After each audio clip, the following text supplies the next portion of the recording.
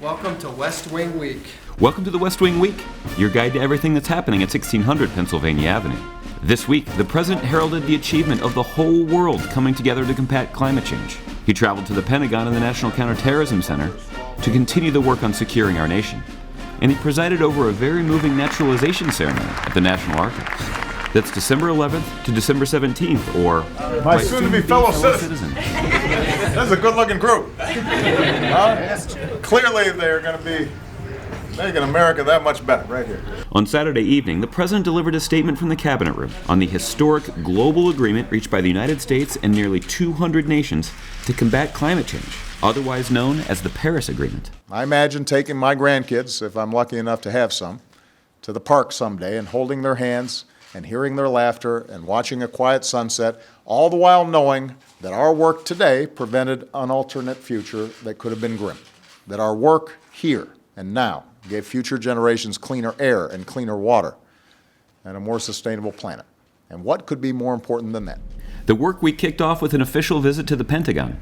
Alongside the Vice President, the President convened a National Security Council meeting on the counter-ISIL campaign. Afterward, the President spoke to the media on the need to intensify our coalition efforts against ISIL to degrade and ultimately destroy that terrorist organization. Tuesday morning was a time for a trip to the National Archives, where the President got to do one of his favorite things, attend a naturalization ceremony. New American citizens representing 25 different countries took the oath and did so within reach of the actual document that makes that ceremony possible, the United States Constitution. Just about every nation in the world, to some extent, admits immigrants, but there's something unique about America. We don't simply welcome new immigrants. We don't simply welcome new arrivals. We are born of immigrants. That is who we are. Immigration is our origin story. How quickly we forget.